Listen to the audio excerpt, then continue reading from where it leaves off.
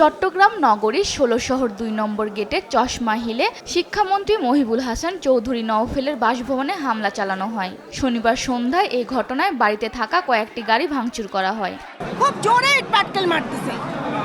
এরপরে তারা আমার গেটটা ভেঙে ফেললো। এরপর আমার গাড়ি দুটোটা গাড়ি ভেঙে চুরমাচুর করে দিল।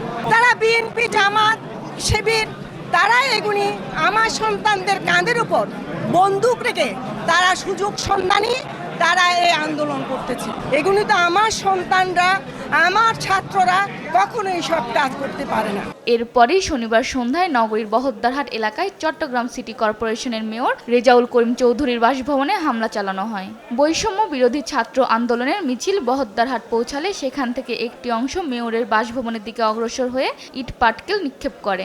এই সময় আন্দোলনকারীদের সঙ্গে পুলিশ ও সরকারি দলীয় নেতাকর্মী সংঘর্ষ হয়। এই ঘটনায় ৪ জন গুলিবিদ্ধ হয়েছে। ঘটনার সময় ভেতরে অবস্থান করছিলেন তিনি। বৈষম্য বিরোধী ছাত্র আন্দোলন চট্টগ্রামের সমন্বয়ক রাসেল আহমেদ জানান, নিউ মার্কেট মোড় থেকে টাইগার পাস মোড়ে এসে আমাদের কর্মসূচি সমাপ্ত ঘোষণা করা হয়। এরপর ছাত্র জনতা সবাইকে যার যার গন্তব্যে যেতে নির্দেশনা দেওয়া হয়েছে। এর মধ্যে দুষ্কৃতিকারীরা ঢুকে হামলা নাশকতা চালিয়েছে। এর দায়ভার কোনোভাবেই ছাত্র আন্দোলন নেবে না। এদিকে রাত ৮টার দিকে বিএনপির স্থায়ী কমিটির সদস্য আমির খসরু আহমেদ চৌধুরী, চট্টগ্রাম নগর বিএনপির সাবেক আহ্বায়ক ডাক্তার শাহাদাত হোসেনের বাসায় অগ্নিসংযোগ সহ হামলা চালানো হয়েছে। নিউজ ডেস্ক, দেশ টিভি।